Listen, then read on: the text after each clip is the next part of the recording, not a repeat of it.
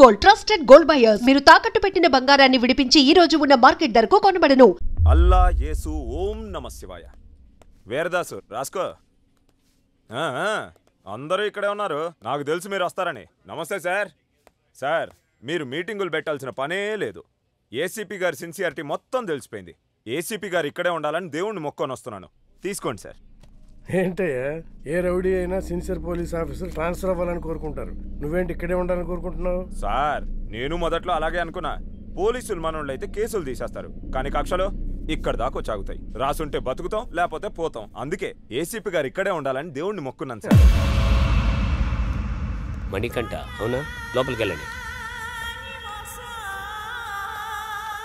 నమస్తే అన్న. నిన్ను కూడా పిలిచారా? కూర్చోండి. నమస్తే అన్న. మణి అని ఓల్డ్ రౌడీ షీటర్. ఒకప్పుడు పెద్ద ముదురు, ఇప్పుడు సాధువులా మారిపోయాడు.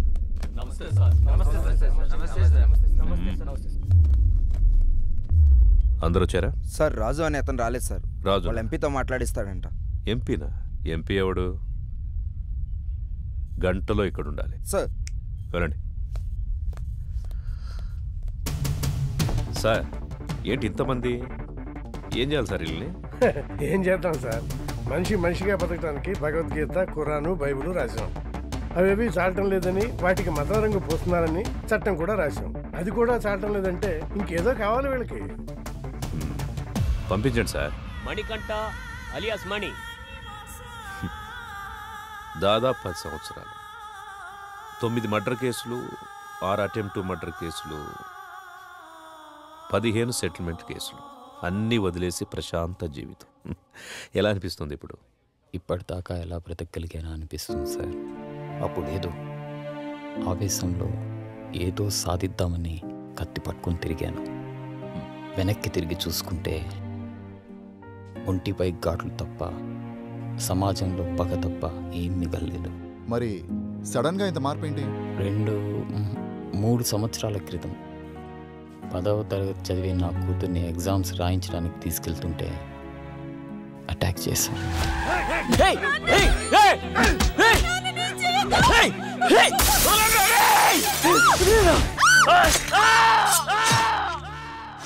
భయం వేసింది. హాస్పిటల్లో చేరాం. వాళ్ళు ఎందుకు పొడిచారు నాన్న? నా కూతురు అడిగింది. దానికి నా దగ్గర సమాధానం లేదు. మొత్తం 29 కేసులు, 25 కేసులు కొట్టేశారు. 2 మర్డర్ కేసులు, 2 అటెంప్ట్ మర్డర్ కేసులు ఇంకా పెండింగ్లో ఉన్నాయి. అన్ని కేసులు ఎలా సాల్వ్ చేసుకోగలిగారు? ఎమ్మెల్యే గారే దగ్గరుండి అందరినీ పిలిపించారు. కొంతమందికి నష్టపరిహారంగా డబ్బులు ఇచ్చాను.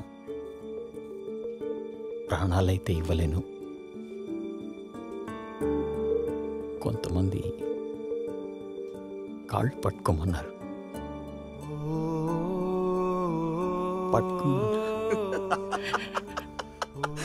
మణిగాడు నా కాళ్ళు పట్టుకున్నాడు. రే మణిగాడు నా కాళ్ళు పట్టుకున్నాడు. మణిగాడు నా కాళ్ళు పట్టుకున్నాడు. బతుకు పోరా నా కొడక్క. ఇంకొంతమంది నేను నా ప్రాణాలు కావాలన్నా వదిలేస్తామా? వాడు కాళ్ళు పట్టుకుంటే వదిలేస్తామా? వద్దు, వాడి ఊపిరి కావాలి.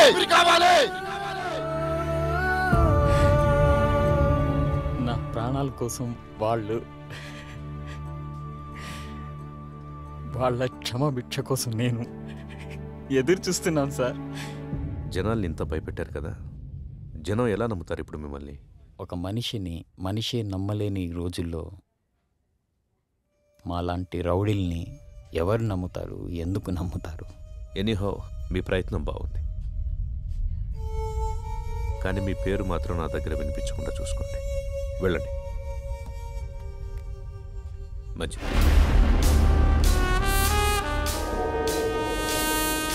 వీడు చూపేంట్రా ఇంత తేడాగా ఉంది. చూడు ట్రాక్ రికార్డ్ ఎట్టు విందో. 6 మర్డర్లు, 8 కిడ్నాపులు, 4 అటెంప్ట్ మర్డర్లు, గత 4 సంవత్సరాల నుంచి దాదాపుగా 20 సెటిల్మెంట్ కేసులు. ట్రాక్ రికార్డ్ బాగానే మెయింటైన్ చేస్తున్నావు. ఎన్ని కోట్లు సంపాదించావేంటి? బాగానే సంపాదించాడు. బయటికి వెళ్తే ఎవడు చంపుతాడోనని 24 గంటలు ఇంట్లోనే దాక్కునేంత భయాన్ని సంపాదించాడు. నాకు బతకడానికి గవర్నమెంట్ జీతం ఇస్తుంది, నీలాంటి వాడిని చంపడానికి గన్స్ ఇస్తుంది.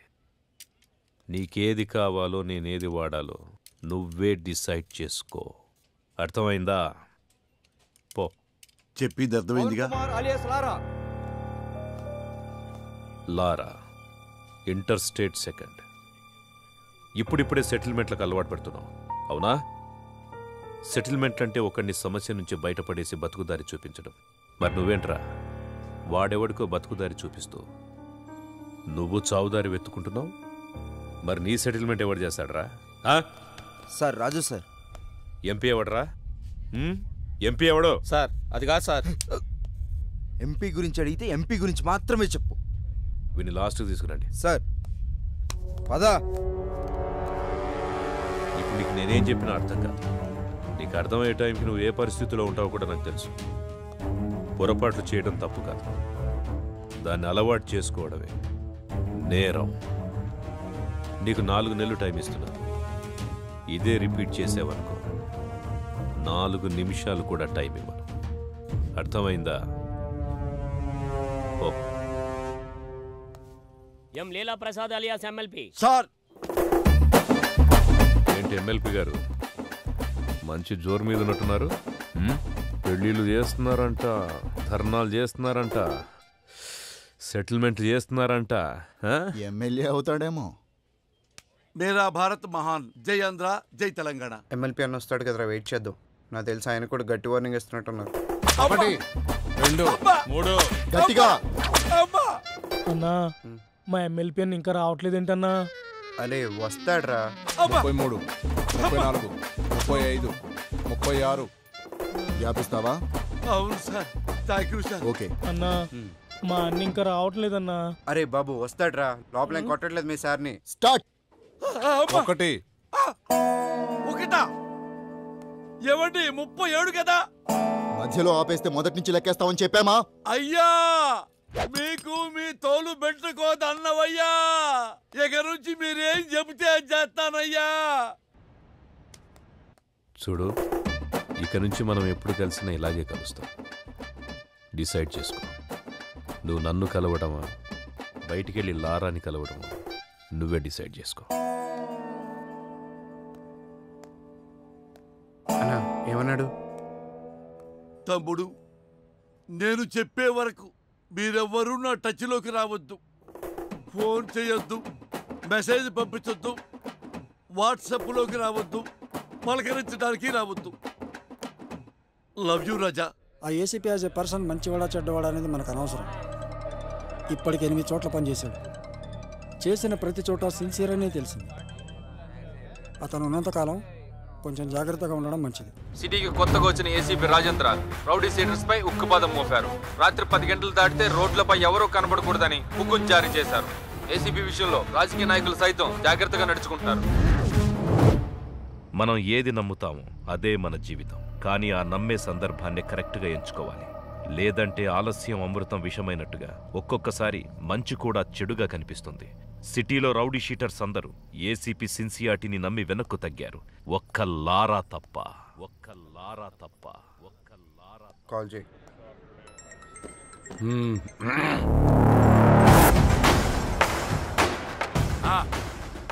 నా డబ్బులు అన్నా. ఎంత చెప్పారు నీకు? పెడేపోన్ ఇవ్వనంటున్నాడు. మళ్ళీ చేయి. సరే కట్ చేశాడు.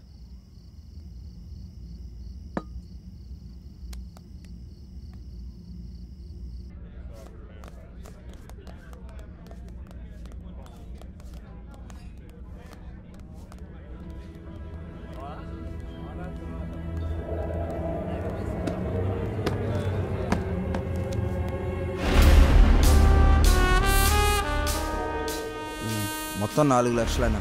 నా డబ్బులు ఇవ్వు.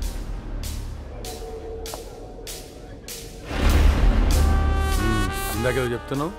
అదేనా బాలి గురించి. అన్నా అతని డబ్బులు అతనికి ఇచ్చాయి.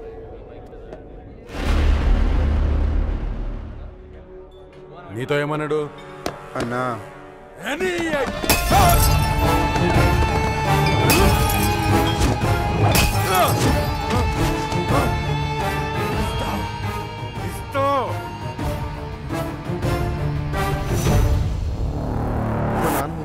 తేడా వస్తే మీ నాన్నకి బదులు నేను వేస్తాం సెల్లో. హలో, గొడవనా? నీకు చెబితే అర్థం కావట్లేదా? ఆ సరే నన్ను ఎందుకు కొట్టావు? ఆ ఏసీపీకి తెలిస్తే నిన్ను వదులుతాడు అనుకుంటున్నావు? అరెస్ట్ చేస్తే చేసుకొని మనం చూసుకుందాం. ఏంటి నువ్వు నేను చూసుకునేది? నేను స్టేషన్లో కూర్చోబెట్టి మర్యాదలు చేయడానికి ఆ ఎస్ఐ లాంటి అవినీతి పరుడు కాదు. ఒక్కసారి నిన్ను స్టేషన్కి తీసుకెళ్లి కూర్చోబెట్టాడంటే 1/2 గంటలో ఆ సైరన్ కానీ కొట్టిన విషయం నీతోడు చెప్పిస్తాడు. సరే, ఇప్పుడు ఏం చేద్దాం అంటావు? అది చేసే ముందు అడగాలి. 4 రోజులు అక్కడ కనబడి దాక్కోండి, అంతకు మించి ఇప్పుడు ఏం చేయలేం. నేను ఫోన్ చేసేంత వరకు బయటికి రాకండి. జరుగు.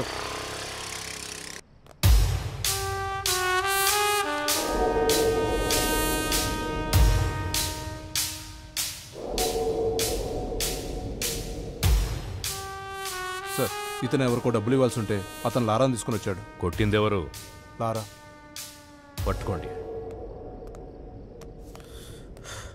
రేమా, నేను ఒక 4 రోజులు సిటీ అవుట్స్కట్స్లో ఉంటున్నాను. ఎవ్వరూ నాకు డైరెక్ట్గా ఫోన్ చేయకండి. ఏదైనా ఉంటే డైరెక్ట్గా వచ్చి కలవండి. ఓకేనా? అర్థమైందా? అర్థం అవ్వట్లేదా నీకు?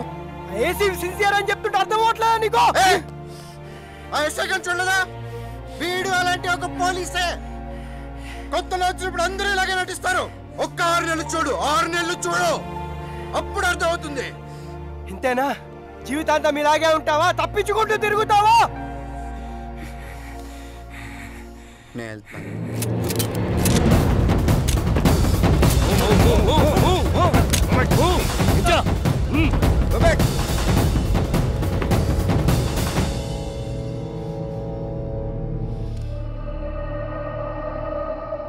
వాళ్ళని వదిలేయండి, నేను వస్తాను.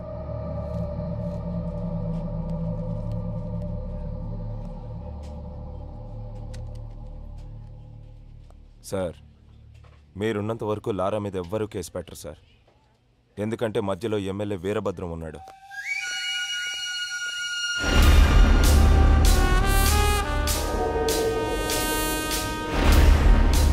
ఎలా ఉన్నావు?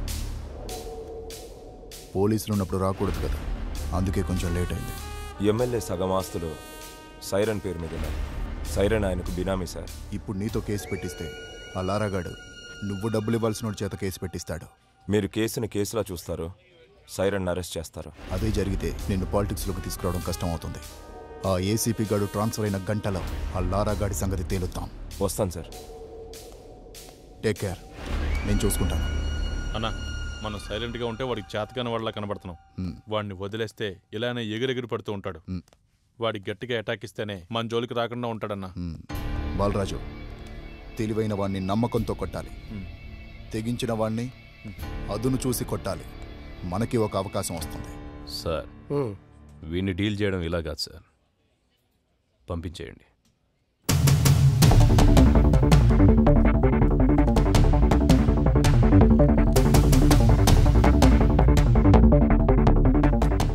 సార్, అందరూ వచ్చేసారు సార్. రేయ్, మీ అందరినీ నేను ఇక్కడికి ఎందుకు పిలిపించాను ఈ పాటికే మీకు అర్థమై ఉంటుంది. అడవిలో ఉన్న జంతువు ఊరి మీద పడితే ఏం చేస్తారా? తీసుకెళ్లి బోన్లు పెడతాం సార్. మరి మీరంతా ఎందుకురా లారాతో తిరుగుతున్నారు? వాడు జంతువులా మారి జనాల్ని భయపెడుతుంటే వాడికి దూరంగా ఉండాల్సింది పోయి మీరు వాడితో ఫ్రెండ్షిప్ చేస్తున్నారా? కూర్చోబెట్టి బీర్లు దాపుతున్నారా బార్లో? మేము లారాతోనే ఉంటాం, లారా కోసం చస్తాం అని మీలో ఎవడైనా ఉంటే రండ్రా ముందుకి. ఇంకోసారి మీరు వాడితో తిరిగినట్టు కనిపించినా, మీరు వాడితో కనపడినా, ఆఖరికి వాడి ఫోన్ కాల్ రిసీవ్ చేసుకున్నా మీ అందరి మీద రౌడీ షీట్ ఓపెన్ అవుతుంది. వాడిని మళ్ళీ మీ బార్లో చూసినా, మీ బార్లో కూర్చోబెట్టినా మీ బార్ సీజ్ అయిపోతుంది. మీకు ఇదే లాస్ట్ వార్నింగ్. నాతో పాటు మీరు కూడా జనానికి న్యాయం చేసిన వాళ్ళు అవుతారు. బాబు నమస్తే. మీ పనిలో మీరు ఉండండి. ఎవరన్నా అడిగితే ఈ వెనక లారా ఉన్నాడని చెప్పండి. అలాగే సార్, థ్యాంక్ యూ. బాబు, మనం ఇక్కడ ఉండేవాళ్ళం. ఆ ఏసీపీ వాళ్ళు ఉంటాడు, రేపు పోతాడు. మొన్న మా అన్నను పిలిచి వార్నింగ్ ఇచ్చాడంట. ఈ బారు నీ అడ్డాగా మార్చుకున్నావంట. దయచేసి ఆయన ఉన్నంతకాలం ఏమీ అనుకోవద్దు, ఈ బార్కి రావద్దు.